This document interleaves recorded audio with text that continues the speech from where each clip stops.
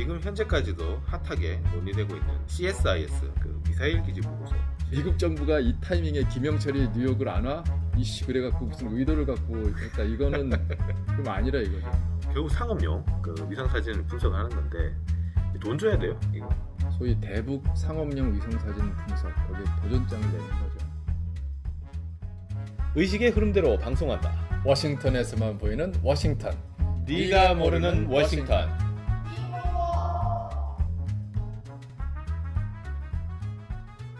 네, 안녕하세요. 저는 워싱턴 DC 옆에 있는 버지니아주에 살고 있는 장프로입니다. 네, 저는 그 옆 동네 살고 있는 김프로입니다. 네, 니모 13회 오늘 방송 시작하겠습니다. 날이 많이 추워져서 저번에 눈까지 오고. 네. 그러니까 애들 학교 안 갔잖아요. 그래서 하루 종일.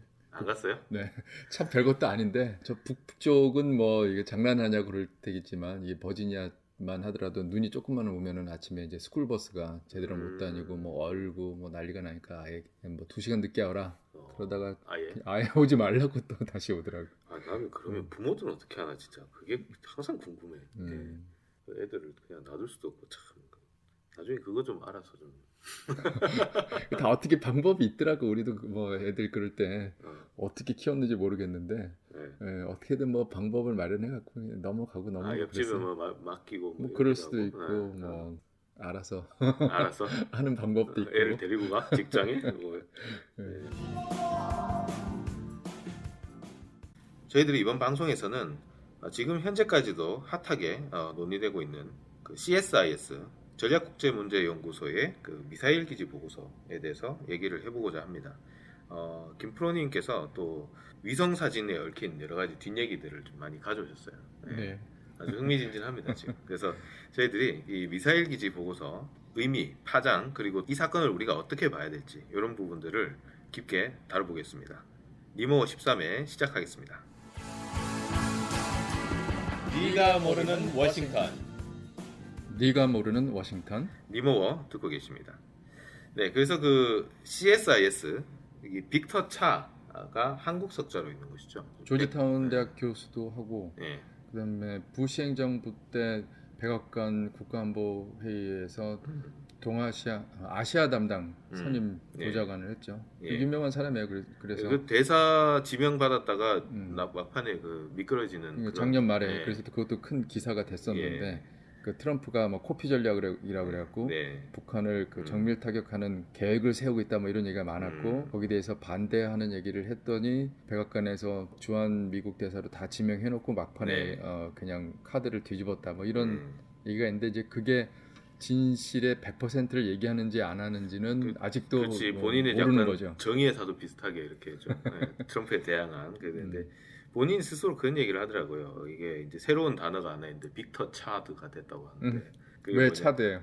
이게 수동태죠. BPP 해가지고 그러니까 이게 백악관에 지명됐다가 이제 미끄러지는 거를 이제 고유명사로 이제 빅터 차 됐다. 뭐 이런 식으로 디스당했다는 걸 자기 이름이랑 이렇게 합쳐갖고 자기 이름이 이제 고유명사가 됐다고 고유 동사가 됐다고 그런 얘기를 하더라고요. 우리가 왜 누구스럽다 뭐 이런 거 얘기하는 것처럼.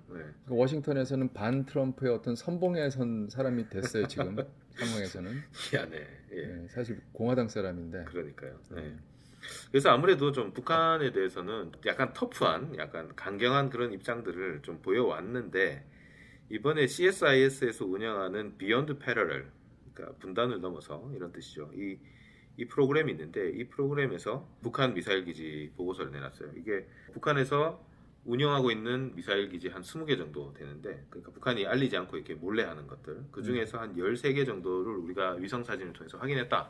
그래가지고 그 1탄으로 서울에서 가장 가까운 황해북도 황주군의 삭감몰 미사일 기지에 대해서 우리가 분석을 해서 내놓겠다. 이래가지고 이게 이제 나와서 난리가 났죠. 이게 특히나 이제 뉴욕타임즈가 일면으로 이 기사를 때리고 기사 그 제목부터가 이제 북한이 큰 속임수, Great Deception을 쓰고 있다 이렇게 뉴욕타임즈가 썼잖아요.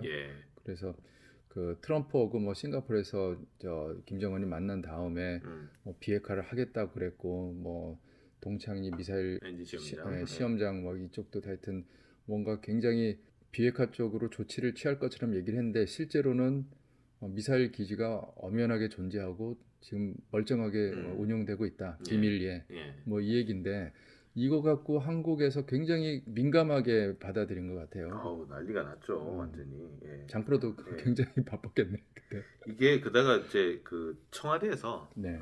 이 해명을 하면서 우리가 이미 다 알고 있는 것이고 상업위성에서 이걸 촬영한 거 갖고 이제 보고서를 썼는데 우리는 군사위성으로 다 정찰을 하고 이미 우리가 다 알고 있는 것이고 놀랄 게 아니다. 이거 별거 아니다. 이제 이런 식으로 이제 청와대 대변인이 해명을 하면서 더 논란이 커졌어요. 그러니까 북한 대변인이냐, 왜 너 직접 나서가지고 이런 얘기까지 하냐까지 나와서 뭔가 캥기는 거 있는 아니냐, 뭐 이렇게까지 발전이 되고. 근데 언론들 보니까 네. 한국 쪽에서 네. 주로 지금 이 시점에 왜 이런 보고서가 나왔느냐 이걸 가지고 굉장히 궁금해하더라고요. 그래서 미국 의도를 좀 이렇게 궁금해하는 거죠. 네. 네. 근데 미국 워싱턴에 있는 싱크탱크의 보고서를 미국 정부, 트럼프 행정부의 의도와 이렇게 딱 연결을 시켜서 자꾸 분석을 하려고 하다 보니까 무리가 그렇죠. 보이더라고요. 네, 그래서 이 시점에 왜 뭐 미국의 의도는 뭐냐, 대북 압박의 강도를 높이려는 거냐, 장외 신경전이냐, 뭐 김영철이 온다고 했다가 안 온 거 그거 가지고 지금 이러는 거 아니냐, 뭐 이런 여러 가지 얘기가 나왔는데 그래서 우리가 니모워 애청자 카톡방에다가 제가 그렇지. 그날 클럽 단톡방 올렸는데 이거 아닌 것 같다고. 일단은 이거는 정치성이 굉장히 짙은 뉴스였어요. 뉴욕 타임스 기사를 이렇게 꼼꼼하게 읽다 보면은 굉장히 장문의 기사인데 마음을 먹고 그러니까 작심을 하고 쓴 기사인 건 분명한데 그렇죠. 내용을 보면은 이게 북한이 엄청난 속임수를 쓰고 있다. 이게 좀 말이 안 되잖아요. 그러니까 이제 기사의 흐름을 보면 이런 거죠. 그러니까 트럼프 대통령이 이제 가장 크게 이제 문제 삼고 있는 거는 트럼프 대통령이 더 이상 북한 핵위협은 없다라고 이제 공언한 부분인데 북한 핵위협 없다고 트럼프 대통령이 얘기했는데 거짓말 아니냐 이 얘기잖아요. 결국은 트럼프 대통령 너가 말 잘못한 거 아니냐. 핵 위협이라는 게 미국 입장에서 이제 북한이 핵을 끌어안고 있지는 않을 테고 미사일에다 얹어갖고 쏠 테니까 실제로는 이제 운반 수단 미사일의 존재, 그 미사일의 그 능력 이게 중요하니까. 근데 멀쩡히 미사일 기지들이 이렇게 있고 그 중에 하나를 우리가 이렇게 다 까발렸다. 그렇지. 그런 측면에서 보면 트럼프의 대북 정책은 완전히 거짓이고 실패다. 이 얘기를 하고 싶은 게 곳곳에 보여. 이 뉴욕타임스 기사를 보면. 그렇죠.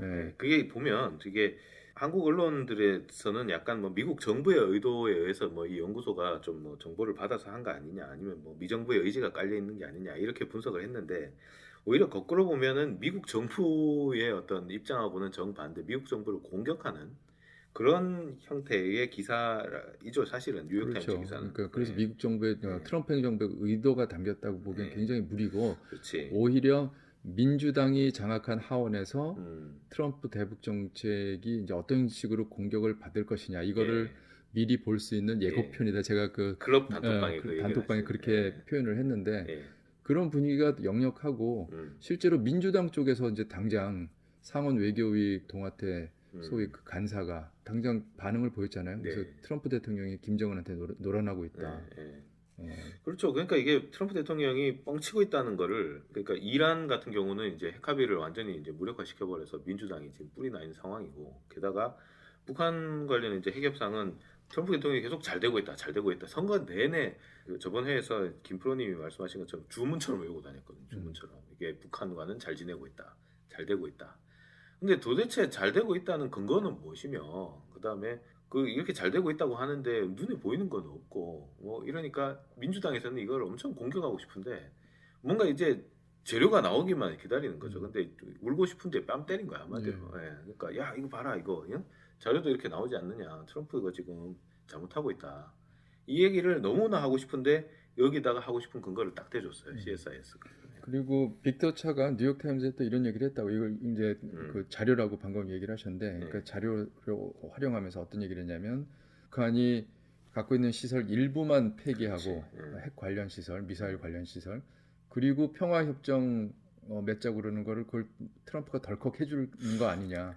그래서 나쁜 거래. bad deal을 트럼프가 받아주면 어떡하냐. 이게 정말 걱정된다. 이런 식으로 얘기를 하는데 트럼프니까 사실 어떤 일이 벌어질지는 모르죠. 근데 글쎄 이렇게까지 엄청나게 말 안 되는 그 딜을 그 협상의 달인이라고 스스로 얘기하는 사람이 이런 딜을 하려는지는 모르겠어요. 트럼프 약간 바보 취급하는 것 같아요.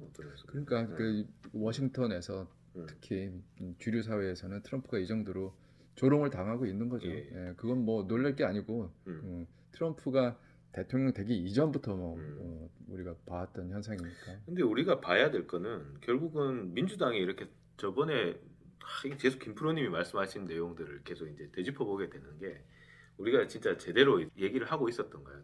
민주당이 지금 독이 바짝 올랐다. 벼르고 있을 것이다. 잘 되는지 안 되는지 한번 보자. 네. 이런 얘기를 했는데 실제로 민주당이 지금 벼르고 있는 거예요. 그리고 CSIS뿐만 아니라 뭐 또다시 뭐 어떤 다른 데서 재료가 나오면 또 이걸 가지고 또 뉴욕타임즈나 이런 데서 또 대서특필할 가능성도 있고 트럼프 대통령이나 행정부를 공격하는데 상당히 지금 이제 효과적인 그런 자료들을 계속 찾아내겠죠. 그러겠죠. 네. 지금 일단은 트럼프 행정부에서는 지금 이제 방어 모드로 돌아섰는데 트럼프 대통령 본인이 그 트위터를 날렸잖아요. 이거 뉴욕타임스 그렇죠, 기사 직접. 정확한 거 아니고 페이크 뉴스다, 가짜 뉴스다.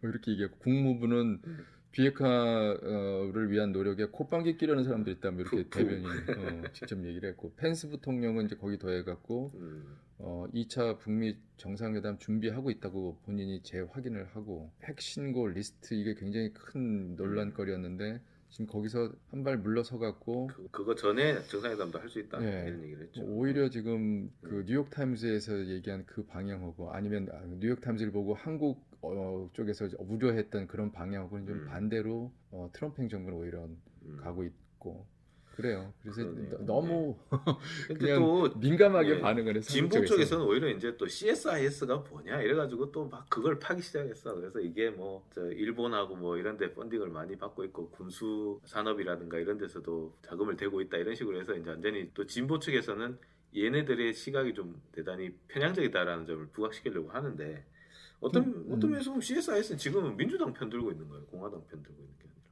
그렇잖아요. 그렇죠. 그래서 그거를 뭐 공화당 계열이다, 뭐 군수 산업이다 이렇게 이미지를 가지고 접근할 게 아니라 좀 이 케이스를 자세히 들여다볼 필요가 있어요. 그렇죠. 이게 CSIS만의 문제가 아니라 지금 이제 이 정치적인 분위기가 지금 그렇게 돌아가고 있다는 거예요. 사실. 워싱턴에 있으면서 그 싱크탱크 뭐 거기는 어떤 분위기예요? 뭐 성향이 뭐예요? 이런 질문들을 제가 많이 받았는데 제가 대답을 잘 못할 때가 많았어요. 그러니까 첫 번째로는 그 싱크탱크, 그러니까 규모가 큰 싱크탱크일수록 전체적으로 성향이 뭔지를 내가 한 칼에 말을 못하겠어요. 그 안에 거기서 분야별로 있는 전문가들이 다 다른데 어떤 분야에서는 굉장히 진보적인 얘기를 하는 사람이 있고 어떤 분야에서는 또 보수적인 얘기를 하는 사람도 있어요. 그러면은 그걸 보고 뭐라고 얘기를 해야 돼? 일단 연구소 전체 자체가 어떻다 이렇게 하기엔 좀. 브루킹스 같은 경우도 미국의 뭐 사회 문제, 경제 문제 이런 거 보면 진보적으로 얘기하는 것 같은데 북한 문제를 보면은 굉장히 보수적인 시각을 갖고 있단 말이에요.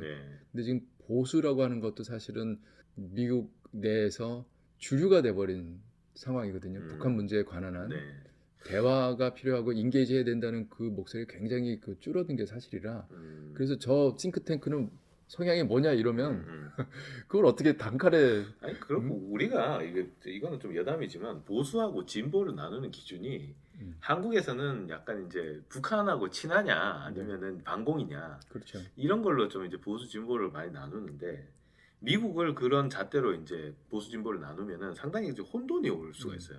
미국은 그러니까, 기본적으로 정부의 역할을 가지고 보수 진보를 나누잖아요. 보수는 어떻게든 작은 정부고 진보는 정부 역할을 많이 늘려서 이제 복지 혜택 이쪽으로 그래서 그 마이너리티의 지지를 많이 받는 거고.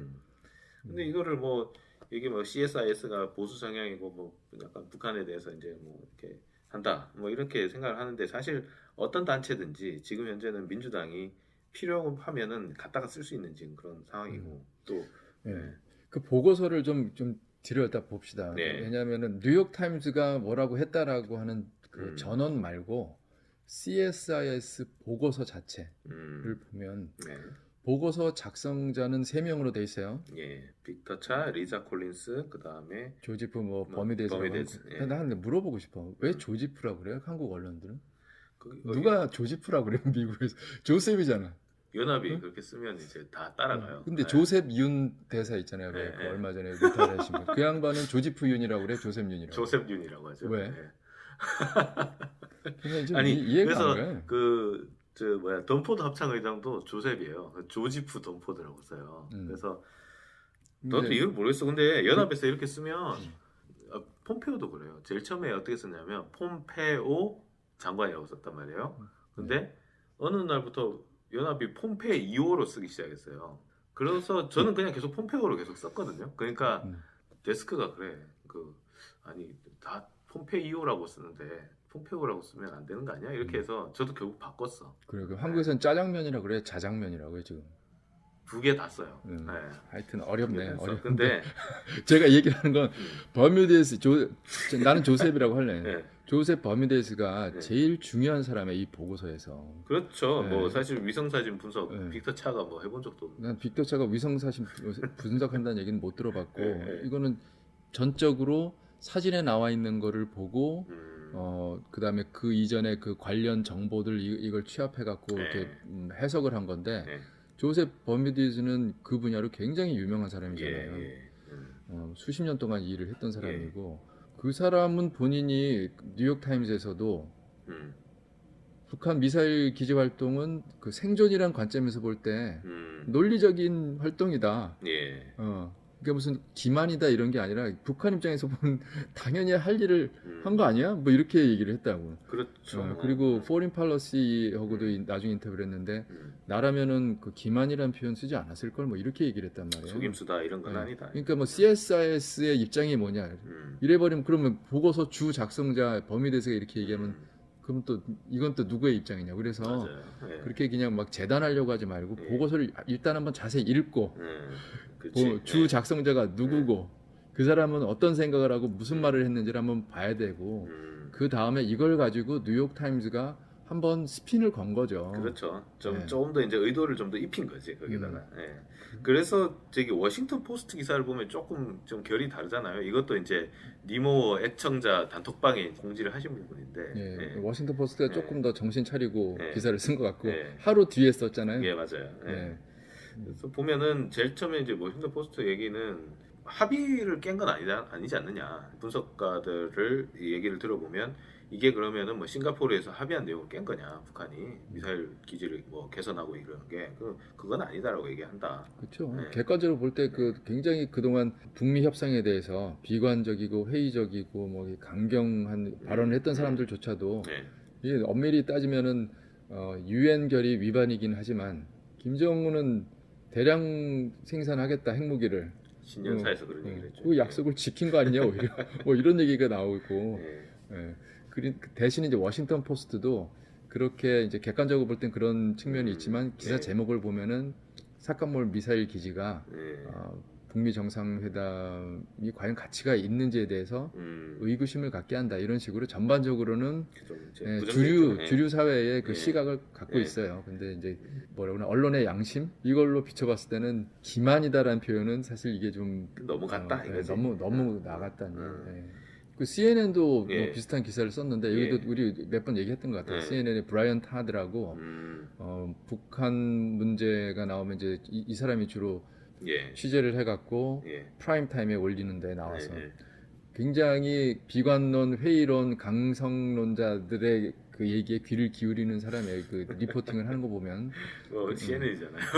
아니 CNN은 그 기본적으로 진보로 불리는데 트럼프하고는 아주 그냥 트럼프 싫어하는 게 일단 진보라기보다 제가 볼 때는 반 트럼프 계열에서 지금은 그래 반 트럼프 그러니까는 다른 이슈에 대해서는 진보의 이슈를 미국적인 시각에서 봤을 때는 기준에서 봤을 때는 진보적인 얘기를 많이 하는데 트럼프 문제만 나오면 무조건 진보냐 보수가 아니라 트럼프를 사랑하냐 싫어하냐 이 기준으로 해갖고 이 리포팅도 보면은 북한 그 사카몰 미사일 기지가 주한미군을 위협하고 있다. 그 얘기를 굉장히 강조하고 트럼프 비판론자들은 김정은이 비핵화 안 할 거면서 트럼프를 갖고 놀고 있다. 이런 얘기를 전하고 있어요.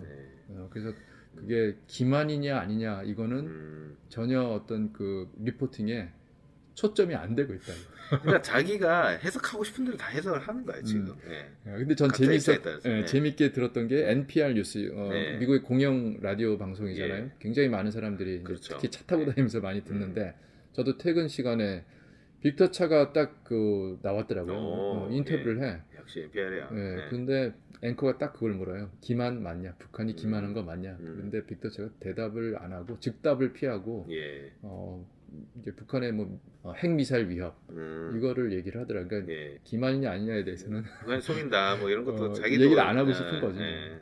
뉴욕타임즈가 초반에 너무 세게 쳤어 이 내용을. 예. 그러니까 전문가들도 딱 반응이 그렇잖아요. 저는 이제 좀 인상 깊게 봤던 게 그 38로스라고 이제 북한 관련 계속 이제 위성 사진을 분석해온 매체죠. 거기에 리언 시갈이라는 한반도 전문가가 이제 기고를 했는데 굉장히 진보적인 사람이에요. 그 기고 글에는 뉴욕타임즈가 과장되고 편향된 기사를 쓰고 있다 이렇게 아주 신랄하게 비판을 했단 말이에요. 그러니까 이게 재밌는 현상이에요. 네. 그러니까 뉴욕타임스도 상당히 그 진보적인 시각을 갖고 뭐 기사를 쓰고 에디토리얼도 사설도 그렇게 나오고 북미 협상에 대해서도 사실은 상당히 대화를 지지하는 그런 사설을 많이 썼단 말이에요 그동안.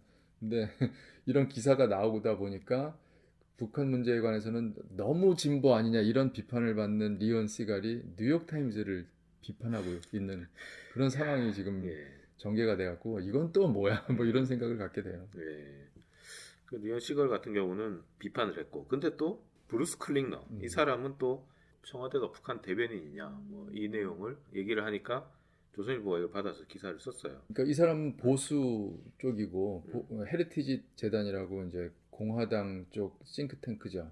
거기서 일하고 뭐 계속해서 이제 북미 협상에 대해서 회의적인 그런 그 보수 주류의 시각을 대변해 왔는데. 유명하죠, 이 사람이. 그래서 그런 주장을 하는 것 자체는 뭐 놀라울 게 없는데 재밌는 거는 이 사람이 그 내셔널 인트레스트에 글을 썼잖아요. 그걸 이제 그 한국 언론에서 받은 건데 거기 제목 자체가 뭐냐면 북한 미사일 기지 이 운영 자체는 위반이다. 그러니까 뭐 UN 대북결의 위반이겠죠. 그렇지만 기만은 아니다. 이렇게 제목이 나왔고 그리고 그 얘기를 해요 이 사람도. 그러니까 뉴욕타임즈가 이걸 엄청난 기만이라고 했다고 하는 것 자체는 진보나 보수나 다 마찬가지로 이상해. 좀 너무 나갔다는 나갔어. 그런 뉴욕타임즈가 그 부분에 대해서는 전문가들한테 지금 상당히 비판을 받고 있는 거예요. 근데 CSIS 보고서 내용 자체에 대해서 이게 의미하는 바가 뭐냐 이거 갖고는 이제 자기 시각에 따라서 다른 얘기를 하죠. 그러니까 진보는 그러니까 협상을 빨리 우리가 좀 제대로 해야 되는 거 아니야 이런 거고 보수 쪽 아니면 반 트럼프 쪽은 해봐야 소용없다. 뭐 했냐? 이러고 있는데 어떻게 하자는 거냐 뭐 이런 거고. 자 그래서 이게 막 논란이 되니까 내가 볼 때 빅터 차는 신났어. 이번에 제대로 한번 크게 터뜨리고 제가 볼 때는 노이즈 마케팅에 성공했다고 봐요. 근데 열도 받은 것 같아요. 트위터를 또 날렸잖아요. 그래서 한국에 대해 이건 좀 굉장히 감정이 섞인 것 같은데 그래서 어떻게 한국이 북한의 미사일 운영 기지를 변호할 수 있는 그러니까 청와대의 어떤 그 입장에 대해서 이제 불만이 있다는 얘기인 것 같은데 그래서 거기에서 가짜 외교, 페이크 디플로마시를 위해서 그러는 거냐라는 이건 지금 날린 거야 화살을. 한판 붙자 이거네. 니네 지금 뭐 중간에서 뭐 김정은 얘기 옮기고 그러면서 무슨 그 비핵화 뭐 대화를 통한 협상 어쩌고 그러는데 이거 다 가짜 아니야. 근데 빅터차가 진짜 세게 나왔네요. 한국을 엄청나게 사실 뒤돌려서 세게 비판한 건데 그래서 이제 결국 문제가 이제 된 게 결국은 위성 사진 분석을 해서 CSIS에서 북한이 마치 이제 숨겨놓고 있는 것 같은 미사일 기지들을 우리가 찾아냈다. 이제 그래서 하나하나씩 까겠다 해가지고 한 개씩 이제 분석을 해서 이제 내고 앞으로도 이제 계속 낸다는 얘기인데 상업 위성을 가지고 이렇게 분석하는 데가 몇 군데가 있잖아요. 있는데 38로스가 그동안 굉장히 오랫동안 그렇죠. 그리고 자주 북한의 미사일 기지, 미사일 시험장, 핵실험장 이런데 위성 사진 분석을 많이 발표를 했잖아요. 그래서 한국 언론이 뭐 38로스에서 그런 보고서 올릴 때마다 바로 받고 그리고 한국 정부도 또 거기에 대해서 대응하느라고 굉장히 바빴다는 얘기를 제가 듣는데 그래서 제발 38로스에서 위성 사진 분석할 때 보고서는 한국 시간으로 오전 시간에 좀 올려달라 뭐 이런 얘기도 내가 들은 적 있어요. 새벽에 올려버리면 우리 아침에 일어났을 때 황당하다. 그래서 이게 이제 보고서가 결국은 이제 상업용 위성 사진 그러니까 결국 상업용 그 위성 사진을 분석하는 건데 돈 줘야 돼요 이거?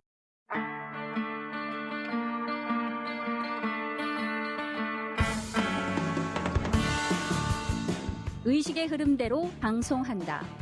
워싱턴에서만 보이는 워싱턴. 네가 모르는 워싱턴 리모워.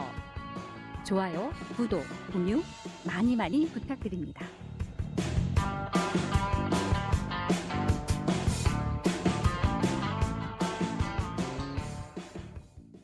돈 줘야 돼요, 이거? 당연히 말 그대로 상업용이니까 네. 비싸요? 엄청 비싸요. 제가 듣기로는 예. 뭐 장당 몇천 불씩 한대요. 오. 그러니까 항상 그 수요가, 이것도 수요와 공급인데, 그렇죠. 수요가 많은 그런 지점들이 있을 거 아니에요. 예를 들어서 뭐 풍계리, 핵실험장 이런 데는 이제 여기저기서 뭐 보고 싶어 하니까. 그래서 그거는 늘상 찍으니까는 좀 단가가 떨어질 테고, 예. 예를 들어서 이번에 삭감몰 이런 데는 잘 알려지지 않아서 사람들이 수요가 별로 없다면 그렇지. 그만큼 이걸 찍어 달라고 할 경우에는 돈을 또 많이 부을 테고. 그 일부러 공을 들여서 또 찍어야 되니까. 네. 근데 그 청와대 발표대로 상업용 위성이기 때문에 그 우리 눈에는 굉장히 대단해 보이지만은 그 레졸루션 자체는 군사용 위성에 비해서 월등히 떨어지죠. 그래서 그걸로 들여다보고 있는 정보 당국 입장에서는 훨씬 더 많은 얘기를 할 수 있는데 이걸 가지고 뭐 엄청나게 뭐라고 떠드니까 좀 그렇다 이런 얘기는 하는데, 그렇다고 정보 당국이 그거를 그래서 우리가 다 알고 있는 게 이거다라고 할 수는 없고 뭐 그런 게 있어요. 그리고 이번에 CSIS 보고서 작성자 그 버뮤데스도 원래는 산팔로스에 기고하던 사람이에요. 빅터 차가 뭐 위성 사진 분석한 건 아니고 거기에 대해 이제 코멘트를 다른 거고. 그다음에 또 하나가 이제 구글 얼스에 나오는 구글 얼스 무료 사진 있잖아요. 무료 위성 사진. 그걸 분석하는 사람도 있어요. 커티스 멜빈이라고. 멜빈 많이 인용이 됐죠. 한국에서도 이제 이 친구가 열심히 그 구글 얼스 봐갖고 뭐 전에는 무슨 다리가 여기 없었는데 다리가 생겼다 뭐 이런 식으로, 아니면 장마당을 관찰하다가 종합시장이 전부 북한 전역에 몇 개나 되냐 이런 걸 이제 일일이 다 세갖고 꼼꼼하게 그래서 뭐 400개가 넘는다 이런. 이건 노가다인데 이거. 노가다지. 근데 이제 구글 얼스는 상업용 위성 사진보다 엄청나게 오래된 거잖아요. 무료니까. 그렇죠. 한 1년 정도 지난 그런 것들이죠. 그래서 뭐 하루 이틀 전 사진도 아니고 재수가 좋으면 몇 달 전 사진이 그렇죠. 이제 구글 얼스에 올라가는데, 올라오면 이제 그때 이제 보는 건데 연구용으로는 꽤 쓸만하겠네요. 어떤 면에서 뭐 크로스 체킹하고 그다음에 이제 이게 맞냐 안 맞냐 좀 약간 이렇게 비교해 볼 때는 이게 좀 필요가 있겠는데, 그러니까 예산이 이제 제한적일 때는 이거라도 어디야. 이거 그렇지. 갖고 이제 대충 북한의 분위기가 사정이 어떻구나. 그리고 탈북자들한테 여기가 그런 거 맞냐? 지금도 그러냐? 당신이 탈북할 때 그 시점에서도 이랬냐? 뭐 이런 걸 물어볼 수 있으니까 뭐 나름 의미는 있어요. 그래서 상업용 위성 사진 분석이 있고, 구글 얼스 분석이 있고, 그 두 가지 이제 층이 있는데, 근데 저는 북한을 들여다보는 상업용 위성 사진 분석의 그 메커니즘에 대해서 많이들 오해하고 있다는 생각을 많이 했어요. 이거 진짜 좀 중요한 내용 같아요. 이 대단해 보이잖아요. 무슨 영화에 나오는 것 같잖아. 그렇죠. 일단 보면 근데 웃긴 거는 우리는 보면 잘 모르겠어요. 이렇게 뭐 화살표 갖고 이렇게 표시를 하니까 이게 이건가 보다 하는 거지. 우리가 그냥 봐왔거든. 이게 뭐 이게 입 출입구인지 아니면 그냥 뭐 시커먼 건지. 맞아요. 그러니까 전문가가 봐야 되는 거고. 그 상업용 위성 사진 그 레졸루션이 좀 낮더라도 전문가들은 이제 뭐 그거를 식별해갖고 뭐라고 얘기를 할 수 있는 거고. 그것만 들여다보니까. 근데 이 분석해갖고 보고서 올리는 메커니즘이 그렇게 복잡하진 않아요. 그러니까 한국에서는 무슨 CIA 지하 벙커에서 이게 지금 이루어지고 있는 거 아니야? 아니면 영화에서 나오는 것처럼 이렇게 거기에 준하는 시설에서 판독 작업이 이루어지고 있다. 그래서 산팔로스 같은 경우도 산팔로스 한번 구경 갔으면 좋겠다 이러는데 정작 그쪽 사람들은 보여줄 게 없다. 보여주고 싶어도 그냥 사무실이 있고 담당 직원들이 한두 명 있는데 그래서 그 사람들이 위성 사진을 이제 돈 주고 펀딩을 받아야 되겠죠. 그래서 구입한 다음에 그거를 위성 사진 분석가 버메데즈 같은 사람한테 보내는 거예요. 그러니까 그 네트워크를. 그럼 그 사람이 거기 오는 것도 아니야. 그냥 보내는 거야. 그냥 뭐로 와? 그냥 사진 파일을 그냥 메일로 보내주는. 파일을 보내서 자기가 들여다 보면 되지 뭘 왜 와? 그러니까 아웃소싱이라고요, 사실은. 그래서 제대로 펀딩만 확보하고 전문가 네트워크만 있으면은 사실은 얼마든지 할 수 있는데 이제 이거를 확보한다는 게 사실은 또 쉽지 않아서. 그렇지. 사진을 일단 받아야 되고. 그리고 버미데즈 같은 그런 내공이 엄청난 전문가를 자기 사람을 만들어 갖고 일을 같이 하려면 또 이제 아무나 할 수는 없지 않겠어요? 그럼 우리도 돈만 이렇게 그 니모어 애청자들한테 돈을 이렇게 지원받아서 네. 네. 위성 사진을 사서 할 수는 있는데 버뮤대즈 이런 사람한테 보내면 되겠네. 네. 근데 이제 뭐 그 사람이 그냥 해주려나 모르겠네. 아니 뭐또 돈 좀 써주면 돈도 좀 줘야지. 네. 근데 이제 일단 이 고해상도 그 상업용 위성 사진의 경우에는 외국인에게는 못 팔아요. 그 나는 안 되겠다. 생각해보니까 이 정도로 특별하게 엄청난 그 CIA 지하 벙커가 필요하지 않은 작업이라면 한국에서도 이 사진 사갖고 할만하거든. 근데 그게 근데 왜 못하느냐? 사진을 안 판다고 한국 사람들한테. 미국인에게만 팔고. 그러니까 이런 지하 벙커 뭐 이런 오해 때문에 이런 보고서가 나오면은 아까 얘기했듯이 미국 정부의 의도가 뭐냐 뭐 이런 생각을 먼저 하게 되는 것 같고. 그렇지. 그러니까 뭐 되게 분석하기 어려운 건데 이렇게 준 거 아니냐 뭐 이런 식으로. CSIS가 분명히 어디서 받아갖고 했을 텐데 그러는데 사실 그게 아니란 말이야. 제가 보기에는 이 CSIS 비욘드 패러렐 그 웹사이트를 한번 그 청취자들이 한번 궁금하시면 들여다 보셨으면 하는데 버뮤대즈가 꽤 위성 사진 분석 그 보고서를 올렸어요, 전에도. 그렇죠. 근데 그 10월 달까지는 그냥 뭐라 그러나 아웃소싱을 한 거고 CSIS가 거기 보면은 10월부터는 Senior Fellow for Imagery Analysis 그러니까 뭐 영상 분석가, 영상 분석 담당 선임 연구원 뭐 이 정도 되려나 그런 이제 직함을 받아갖고 정식으로 CSIS로 스카웃이 돼갔네. 그렇죠. 이제 그러면서 보고서에 나와 있는 설명을 보면은 버뮤대즈가 개인적으로 1985년서부터 이런 북한의 그 미사일 기지 이런 거를 계속 추적해 온 거예요. 그래서 그쪽으로 굉장히 유명한 사람이었잖아요. 그동안. 그래서 이제 뭐 전 세계의 어떤 그 정보 당국이나 뭐 탈북자 이런 사람들하고 인터뷰도 해갖고 하나하나 이제 찾아가고 있는 그런 프로젝트를 하고 있다가 이번에 CSIS 한국 프로그램하고 딱 손을 잡고 이제 내놓은 거지. 그러니까 사실은 어떤 그쪽의 내부 사정이지. 미국 정부가 이 타이밍에 김영철이 뉴욕을 안 와? 이씨 그래갖고 무슨 의도를 갖고 했다. 이거는 좀 아니라 이거죠. 그러니까 이게 연구소 사정에 따라서 제가 보기에는 됐으니까. 그런 거예요. 그런 분위기가 좀 있었고. 그러니까는 보고서 보면은 사진 자체가 3월달에 찍은 사진이래잖아요. 왜 3월달 거를 썼냐고 그랬더니 한국 언론에다가는 나뭇잎이 많아지면 볼 수가 없으니까 이제 나뭇잎이 별로 없을 때 그때 찍은 사진을 사용했다 그러는데 3월 달에 찍은 사진을 3월에 사갖고 분석을 해갖고 올릴 수 있는 내부 사정이 안 된 거지 뭐. 그렇지. 그러니까 뭐 일단은 10월 달에 버뮤대즈가 영입이 됐고 본격적으로 이거를 이런 작업을 이제 하기 시작한 거죠. 그러니까 이제 이 사람이 영입되고 나서 이제 제대로 보고서 한번 만들어 보자 해서 이제 나온 게 이제 이건데.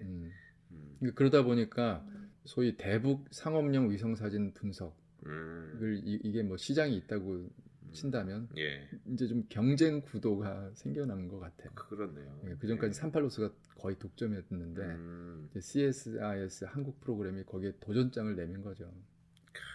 이 워싱턴 이 싱크탱크 이 동네도 지금 경쟁이 치열합니다. CSIS가 그런 거 보면 장사를 잘해요. 보면 되게. 펀딩을 잘 받아갖고 나름 이제 의욕적으로 시작을 했고 그리고 이제 버뮤대즈 같은 사람을 영입을 해갖고 세계적인 진짜 전문가인데 이 사람을 영입해갖고 시작을 하고 빵빠레 올리고 뉴욕타임스가 이걸 또 써주고 그러니까 거기까지는 굉장히 성공을 했는데 이 후폭풍이 아마 예상을 못했을 것 같아요. 이렇게 후폭풍이 진전될 거라고는. 그럼 일단 이 후폭풍이 이렇게 일어나고 있는데 그래도 제가 봤을 때는 뭐 노이즈 마케팅에는 성공했다. 약간 CSIS가 이제 공화당에서 민주당하고 좀 짝짝꿍하는 계기를 만드는 게 아닌가 이런 생각도 드네요. 공화당 안에도 또 그 내심 이런 생각, 이런 입장을 갖고 있는 사람들이 꽤 있겠죠. 근데 대놓고 이제 자기 당의 대통령한테 반기를 들고 나올 수 없으니까. 그런 것 같습니다. 아까 근데 김프로님이 말씀하신 것처럼 CSIS 안에도 큰 연구소라서 이 사람은 약간 이런 성향, 이 사람은 약간 이런 성향. 그 다음에 또 상황에 따라서는 이런 쪽으로도 이용할 수 있고 저런 쪽으로도 이용할 수 있고 조금 유연하게 보는 관점이 좀 필요한 것 같아요. 그리고 좀 자세히 들여다봤으면 좋겠어요. 그냥 멀리서 보고 이런 거 아니냐 그러지 말고 좀 꼼꼼하게 보고 앞뒤 상황을 좀 보고 그리고 얘기를 해도 늦지 않은데 너무 이제 급하게 결론을 내리려고 하다 보면은 사진에 핀이 나간 것처럼 그렇지. 네, 좀 잘 안 네. 보이고.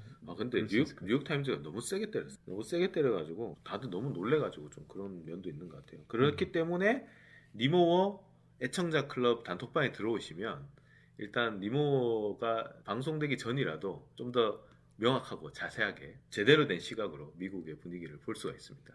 일주일 기다리기가 답답하시면은 니모 단톡방에 들어오셔갖고 네. 예, 실시간으로 예. 정보 교환, 의견 교환 네. 이걸 하실 수 있습니다. 그 단톡방 주소는요. 저희들 그 팟빵 상세 정보, 그 다음에 유튜브 상세 정보를 이렇게 눌러 보시면 단톡방에 주소가 링크가 나와 있습니다. 그러니까 그 링크를 치고 들어오시면 됩니다.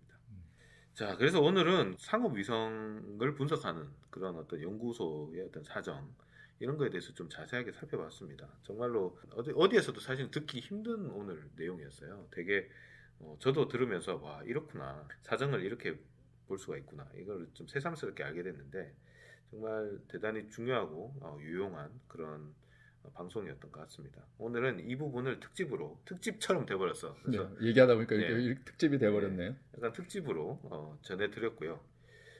그리고 저희들이 그 다음 주는 그 미국의 민족의 대명절인 땡스기빙을 맞아서 네, 민족의 대이동이 이루어지죠 미국에서도. 예, 한 주 쉬기로 했습니다. 예, 그러니까 그 추수감사절 주간에는 한번 건너뛰고 그 다음 주에 찾아뵙도록 하겠습니다. 어차피 추수감사절 때는 미국도 거의 뭐 별게 없잖아요. 네, 네. 뭐 신문도 굉장히 얄팍해지고. 네. 그러니까 저희들도 한 주 쉬고 그러나 니모 애청자 클럽 단톡방은 계속된다. 네, 무슨 사건이나 뭐 재밌는 이제 그 뉴스가 생기면은 네.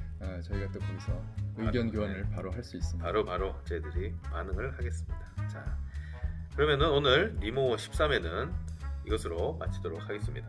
지금까지 저는 장프로였습니다. 네, 김프로였습니다. 감사합니다. 안녕히 계세요. 니모 워싱턴에서 사용하고 있는 음원은 케빈 맥리디의 Rolling at 5입니다. 크리에이티브 커먼스의 라이센스 하에 있는 음원입니다.